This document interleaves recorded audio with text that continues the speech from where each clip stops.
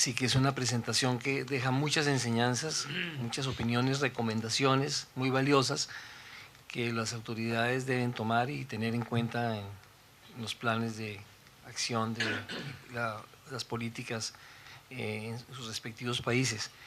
Pero pues obviamente que todos estos temas vinculados al tema de los pasos de frontera siempre es entre dos mínimo, o sea que el trabajo conjunto y el trabajo bilateral es fundamental para poder avanzar de alguna manera.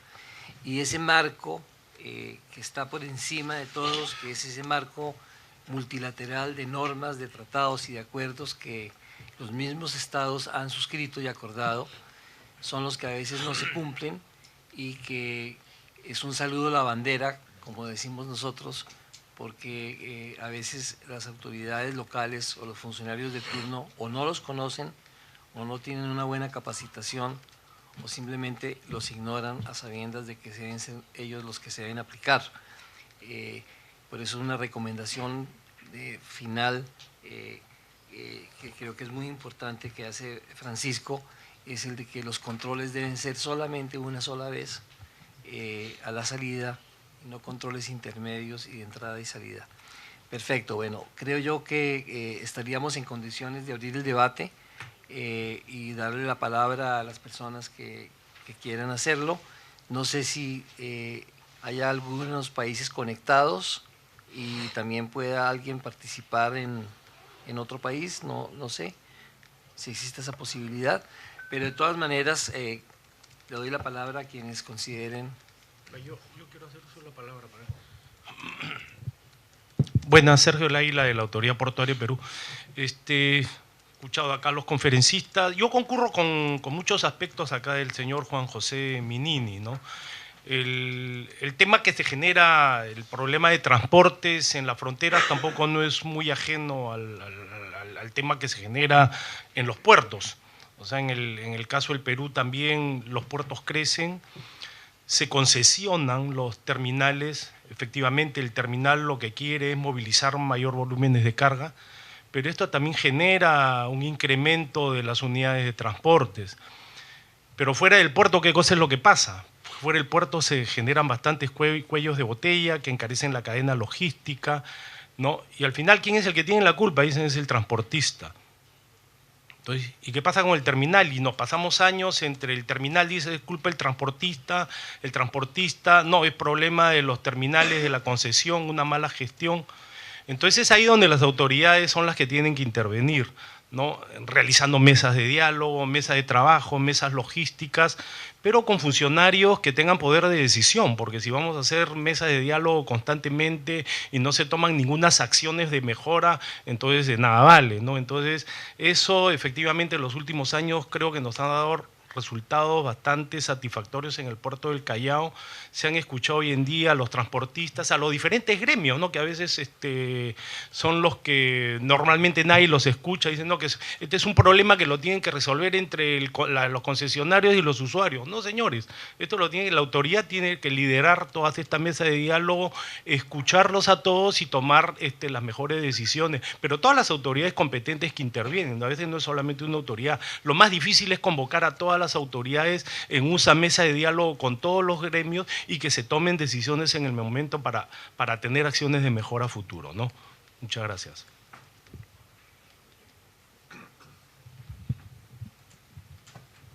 Buenos días. Quería hacer dos preguntas, si puede ser, y a José Luis o a Fernando, si estarían dirigidas. Primero, en el caso de Santo Tomé Borja, si la zona primaria aduanera es a su vez también área de control integrado, el mismo territorio, o hay más territorio de área de control integrado y menor de zona primaria aduanera. Esa sería una. Y la otra, usted, José Luis, explicó de la intervención de Gendarmería en caso de los ilícitos.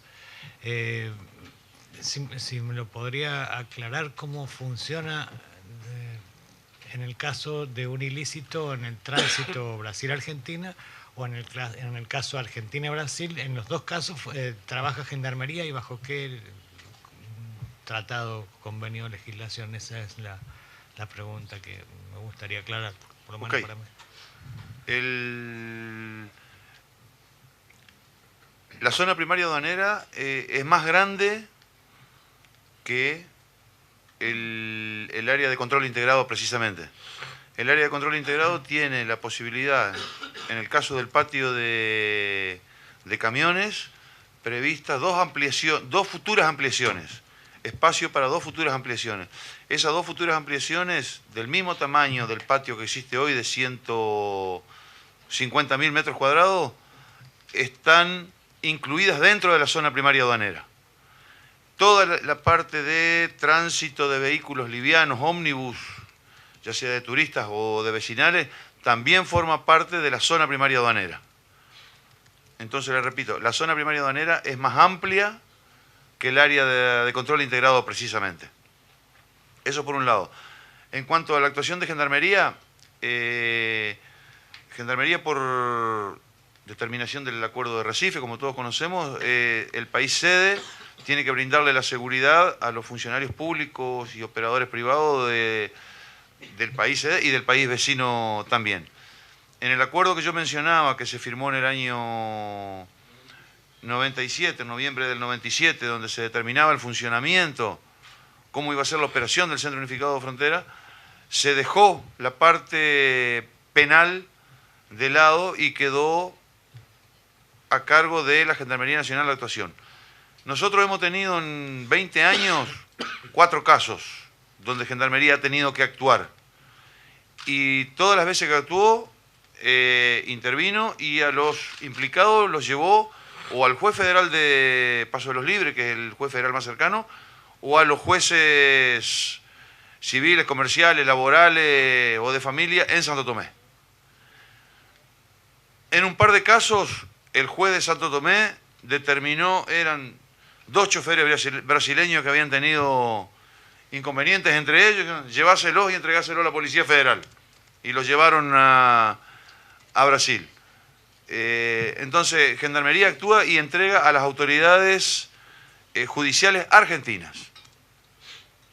Cuando hay un problema, ya sea entre 2 argentinos, entre un argentino y un brasileño, o entre 2 brasileños, por decirlo así. No sé si quedó... Sí, es una cuestión de competencias, porque también tratamos de hacer algo parecido en el Cristo Redentor, en el área de control integrado, pero bueno, ahí tenemos una zona primaria aduanera que es más pequeña que el área de control integrado, entonces, y bueno, es para aclarar una serie de problemas de competencia en el caso de ilícitos, es muy especial el Cristo Redentor porque tenemos 100 kilómetros adentro del límite fronterizo, el área de control integrado, entonces eso nos trae una serie de cuestiones jurídicas, me supongo que Fernando la debe tener más clara que... Hay un tema que yo quiero destacar. A principio de este año, el presidente emitió un decreto respecto a una organización de competencias de las funciones de los ministerios de Argentina en el área de frontera. Se creó inicialmente cuando se empezó el gobierno en la Secretaría de Fronteras, en el Ministerio de Seguridad, que tiene una competencia sobre un montón de pasos y que tiene una impronta también mucho sobre las cuestiones y con gran éxito en este momento del control más excesivo, más duro sobre el tema del narcotráfico, y está teniendo realmente una gestión extraordinaria. Y en el Ministerio del Interior nos tocó llevar adelante, nos toca llevar adelante la competencia del funcionamiento de 14 centros de frontera, que es donde pasa más o menos el 70 y pico % de la carga de Argentina y el casi 70% de los migrantes, o sea que son los lugares más complejos, pero que tienen que ver también más con el comercio, más con el turismo. Y respecto a esto, se está tomando una decisión que se está llevando adelante, que es en los centros de frontera, salvo en Paso de los Libres, el que coordina el funcionamiento del paso es un gendarme en Argentina, y muchos de ellos lo hacen muy bien, pero la verdad que no están formados para eso. Nosotros creemos que con la coordinación de un lugar de logística tiene que llevarla adelante una persona que por lo menos tenga un conocimiento sobre el funcionamiento de la logística, cuestiones aduaneras y demás, y de a poco estamos llegando con reemplazos, cuando damos con la persona indicada, las distancias y los lugares a veces son más complejos de llegar, pero Estamos avanzando en eso. ¿Para qué? Dejar que la Gendarmería pueda cumplir las funciones para las cuales realmente fue formada, que es cuestiones de seguridad, cuestiones de control, de ayuda al control, de apoyo hacia el control, y tiene que ver también con eso. Les voy a contar una anécdota respecto a lo que pasa en Paso de los Libres. En Paso de los Libres, cuando se armó, se hizo la infraestructura actual, también se pusieron calabozos. Hay calabozos, que generalmente era para cuando hay alguna riña o alguna cuestión, se pueda detener. Bueno, hubo una jueza federal que nos mandó 5 presos y estuvieron detenidos durante 2 meses ahí como si fuera una cárcel común. O sea, la verdad que hay cuestiones que a veces uno tiene que ir lidiando en la función, pero que, como les dije hoy, hay una decisión política que está plasmada en todos los que trabajamos en esto, en la cual estamos avanzando y vamos dejando de lado todos esos obstáculos que hemos tenido para realmente avanzar, insisto, no tan rápido como querríamos, pero dentro de las posibilidades estamos avanzando bastante. Eso no sé si un poco la respuesta. Me gustaría, porque no puedo soslayar 2 cosas. Primero, que soy abogado penalista. Y segundo, que soy comandante mayor de Gendarmería retirado y ejercí la función de transporte durante 23 años recorriendo los pasos de la Argentina. No solamente el acuerdo de Recife, sino después que se hizo el Tratado de Asunción, los presidentes se preguntaron qué pasaba con estas situaciones en la frontera. El acuerdo de Europreto también refuerza eso porque se habla lo que los aduaneros conocen muy bien sobre el exclave y el enclave para situaciones penales. Esto surge como consecuencia de una pregunta y de un caso que ocurrió en Uruguay, en el paso con Uruguay, porque Gendarmería está del otro lado sin arma y se encuentran escritorio con escritorio. Entonces hubo una cuestión penal y no se sabía a dónde iba a dirimir, si al juez de Uruguay por encontrarse en territorio uruguayo o al juez de Argentina de concesión del Uruguay. De ahí se empezó a hablar de esto, exclave y enclave. Es importante que sepamos que las normativas que hizo el Mercosur y los acuerdos están en perfectas condiciones para que se puedan ejercer las competencias en materia penal. Simplemente lo que hay que hacer es ponerlas en conocimiento. Y en cuanto a lo que dice el doctor Cafaso de los coordinadores de Gendarmería, no voy a dejar de tener mi camiseta, pero en Paso de los Libres no es gendarme el que coordina. Y que digamos Paso de los Libres y Uruguayana de antes que el doctor Cafaso existiera, yo puedo hablar de 15 años atrás, siempre está en la misma cuestión, siempre tenemos los mismos problemas, e incluso cuando los brasileros entraban con los tractores de Dalanema para transportar en nuestras líneas de Argentina. Es verdad, tiene que haber un coordinador y yo lo dije, que tiene que tener poder de decisión para no sacar la mano y decir hace frío y cortar el paso. Pero no siempre la tarea se ha realizado mal. El puente Posadas Encarnación, en el cual el sector privado ha puesto mucho dinero para agilizar el paso y donde hay dictámenes que el servicio público tiene prioridad sobre el servicio turístico, no está funcionando bien. La disgregación que hizo el señor presidente de dar pasos a la Dirección de Límite de Frontera y paso al Ministerio de Seguridad nos conforma en una doble tarea, que hoy los transportistas la tenemos. El narcotráfico por primera vez se está controlando en forma y eso trae grandes consecuencias. Pero señores, no nos olvidemos que en materia penal hay muchas cosas que están escritas en tratados internacionales, en nuestro Código Penal, que es un código brillante y que incluso es un código que ha sido copiado desde del código brasilero y de distintos códigos de América, solamente hay que aplicarla. Y decirle a los señores de la justicia, y lo dice alguien que se retiró de la justicia cuando se recibió, que empiecen a ponerse las pilas y a ejercer el derecho que tienen que ejercer, menos derechos humanos, menos discrecionalidad y más castigar al delincuente. Eso simplemente quería decir eso.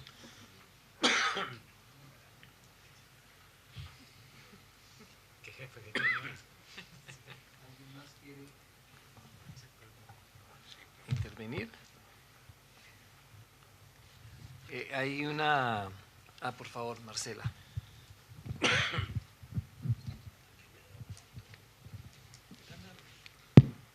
Buenos días. Sí, Marcela Espinosa, Dirección de Fronteras y Límites de Cancillería de Chile. En relación al paso Santo Tomé de San Borja, que siempre he tenido la información de que justamente es un paso muy bien organizado, pero de bajo flujo. Es solamente el costo del transportista lo que genera esa falta de demanda, o hay otros antecedentes, otras situaciones institucionales que todavía no se han consolidado, como es el caso de Paso de los Libres, que lo refería el compañero de Interior. Esa es una de mis preguntas. Y después voy a seguir. Bueno, en nuestra opinión, el costo, o sea, que el paso esté privatizado es solo una parte de la problemática para tener un mayor flujo de tránsito, y no es la principal. No hay que olvidarse que el paso de frontera entre Paso de los Libres y Uruguayana tiene decenas de años de historia, de cultura. Inclusive hoy, si alguien acá en Buenos Aires dice que quiere exportar, no sé, un camión con computadora, lo primero que piensa es Paso de los Libres. Y en Brasil es exactamente lo mismo. En segundo lugar, nosotros hemos tenido en Santo Tomé y en San Borja, cuando nosotros empezamos la parte de operación, había muy pocos operadores de comercio exterior, despachantes aduaneros, agentes de transporte, locales. Una gran parte de los que están actuando hoy tuvieron que ir desde Uruguayana y desde Paso de los Libres o desde otro paso de frontera, obligados por los dueños de la carga, o obligados en algunos casos por el transportista. Yo quiero pasar mis computadoras en Santo Tomé, o me atendés allá o consigo otro despachante. Hemos tenido una resistencia muy fuerte de parte de los despachantes aduaneros de Paso de los Libres y de Uruguayana a ir a instalarse en Santo Tomé. Y es una cuestión hasta que nosotros hasta la entendemos, una cuestión comercial. Porque si un despachante aduanero, digamos, de Paso de los Libres tiene 10 clientes, yo le robo uno para que pase por Santo Tomé, el hombre va a seguir teniendo, y él va a atenderlo en Santo Tomé, va a seguir teniendo el mismo ingreso, pero va a tener un poquito más de costo, va a ganar menos, porque va a tener que tener su infraestructura en Paso de los Libres y su infraestructura en Santo Tomé. Esa es otra de las causas por la cual, en muchos casos, el despachante aduanero es como el médico o como el abogado, es la persona de confianza del importador o del exportador. Entonces te dicen, no, quedémonos acá porque conocemos a la gente de la aduana, conocemos a la gente de la Receita, conocemos a la gente del mapa, ¿qué vamos a ir allá a probar, a experimentar? Entonces esa ha sido una segunda causa. Otra tercera causa la hemos visto ahora este año, o el año que pasó, con Operación Padrón de la Receita Federal. El paso de frontera de Alba Pose, Puerto Mauá, a nosotros en Santo Tomé nos sacó 200 camiones mensuales. Y no 200 camiones cualquiera, 200 camiones de Toyota por mes. Que pasaba el 100% de las cargas por Santo Tomé San Borja y se fueron a Alba Pose, Puerto Mauá, por la facilitación de los organismos públicos brasileños, de los organismos públicos argentinos, por la publicidad y la propaganda que está haciendo las autoridades municipales de Alba Pose y las autoridades municipales de Puerto Mauá, porque quieren que le construyan uno de los próximos puentes entre Argentina y Brasil ahí. Entonces, nosotros tenemos fe, hemos ido a mirar, hemos visto con nuestros propios ojos que el camión llega, no hay lugares cercados, la presencia de carga la hacen en forma anticipada, antes que llegue el camión ahí, los canales rojos no existen, y muchas veces el importador y el exportador busca ir por donde menos problema tiene. Entonces hay múltiples factores que se han, digamos, juntado para que en el caso nuestro no tengamos la cantidad de tránsito que ha tenido o que tiene, por ejemplo, Paso de los Libres Uruguayana. Repito, creo que el principal es la historia, la cultura que hay todavía hoy de Paso de los Libres Uruguayana. Y también no debo dejar de mencionar, a pesar de que ha sido una discusión que tenemos con el doctor Cafaso, que tenemos una asimetría. En Paso de los Libres Uruguayana, el mantenimiento del puente, el mantenimiento de la infraestructura lo hacen los estados. Sale del Tesoro Público. En Santo Tomé San Borja el mantenimiento de la infraestructura lo hacemos nosotros y la pagamos con el peaje que pagan los usuarios. O sea, en Uruguayana, Paso de los Libres, no hay peaje para pasar. A pesar de que antes de la licitación, cuando nosotros compramos los pliegos de licitación, el gobierno brasileño, por escrito, el gobierno brasileño, repito, no hablo del gobierno argentino, el gobierno brasileño por escrito se comprometió a que al momento de la inauguración del puente Santo Tomé San Borja le iba a poner peaje al puente de Uruguayana Paso de los Libres, para que las dos fronteras tengan costos asimétricos y que el usuario después diga no, voy a ir por Santo Tomé porque Paso de los Libres me atiende mejor. O diga no, me voy por Paso de los Libres porque aquel es un desgraciado, me atiende mal, no me da lo que yo quiero, ¿verdad? Y paso por allá. Eso lamentablemente hasta el día de hoy no ocurrió. Paso de los Libres Uruguayana hoy sigue sin tener peaje. Entonces nosotros cobramos peaje y servicios dentro del patio aduanero y en Uruguayana y Paso de los Libres se cobran solamente servicios dentro del Cotecar de Paso de los Libres y de la estación aduanera de Uruguayana. Para algunos casos puntuales, como el caso de los tránsitos o de los vehículos vacíos en lastre, es mucho más económico pasar por Uruguayana, indudablemente. En muchos casos, los vehículos que hacen aduana en frontera, a pesar del costo del peaje, es más económico pasar por Santo Tomé porque los tiempos de demora del vehículo y de la carga en frontera son mucho menores a los que pueden haber en otros pasos fronterizos. Segunda pregunta. Sí, me disculpa. Muy bien. Sí, contestar un poquito lo que en mi exposición hice. La decisión en materia de transporte no pasa por nosotros. La decisión pasa por el importador o exportador de la elección del... Si el exportador o importador necesita rápido su mercadería, sin ningún lugar a duda, va a ser por Santo Tomé San Borja. Pero si quieren jugar un poquito con retener el camión por cualquier cosa, van a pasar por Uruguayana o van a pasar por Foz de Iguazú. Eso, pero en la elección por parte nuestra no tenemos pito que tocar en eso. Segunda pregunta.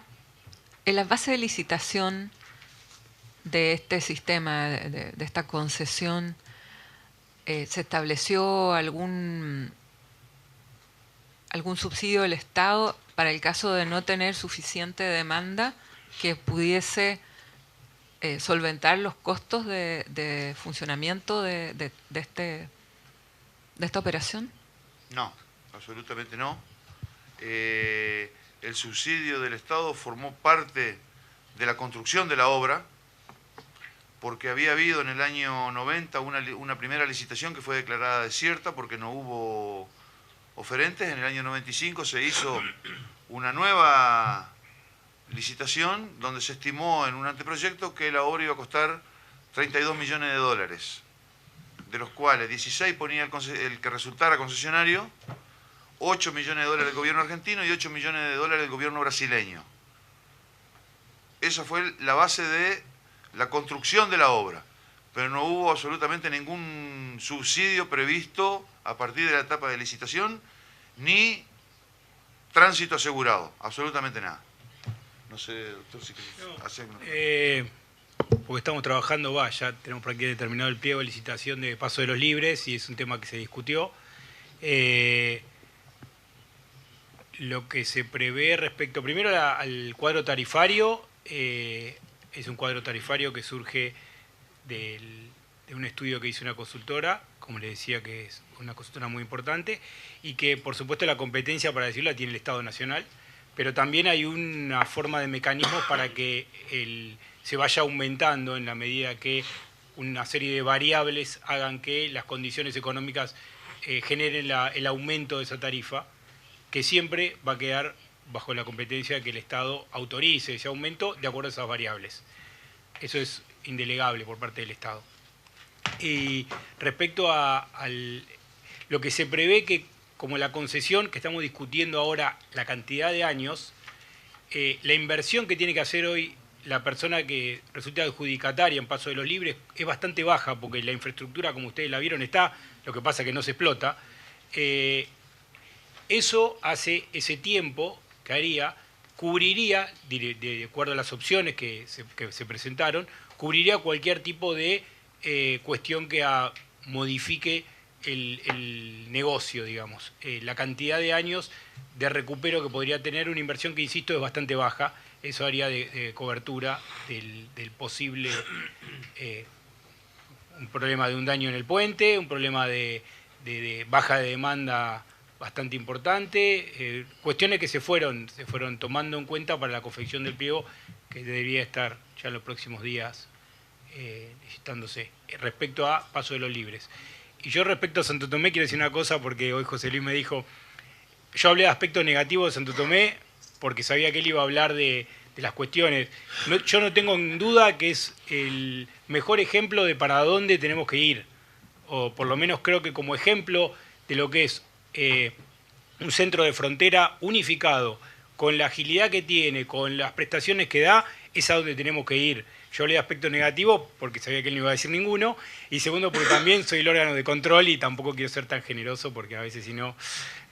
pero bueno, yo tengo bien en claro que me parece que el paso de Santo Tomé a Borja es un paso modelo, y que una de las cuestiones que sí hay que resolver es el tema de la Policía Federal Brasilera, que es un reclamo que hacemos vía Cancillería, porque como quiere el tema de pasar armado o no armado, pasa también en otros lugares, genera que la cantidad de funcionarios no sea la correcta, sobre todo para atender el movimiento migratorio.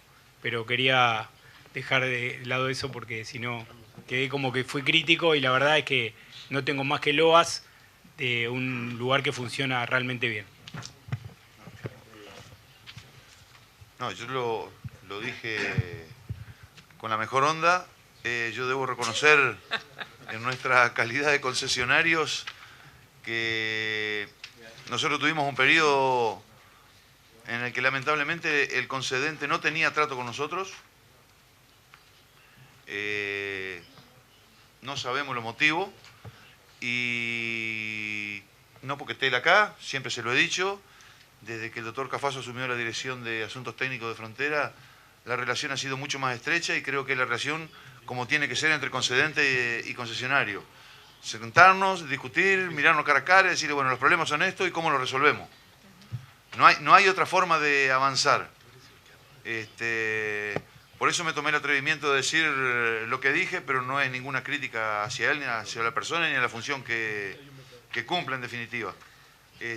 Yo no tengo ningún reparo en reconocer desde que está en su función, el trato con el concesionario ha cambiado como el día a la noche. Perfecto. Ya terminado el tiempo, damos por concluida la sesión. Le quiero agradecer al doctor Cafaso, al doctor Basolé, al doctor Minini y al doctor Lobos su participación y las valiosas experiencias y comentarios que nos han dado, que van a enriquecer seguramente la visión de los participantes en el foro. Muchísimas gracias.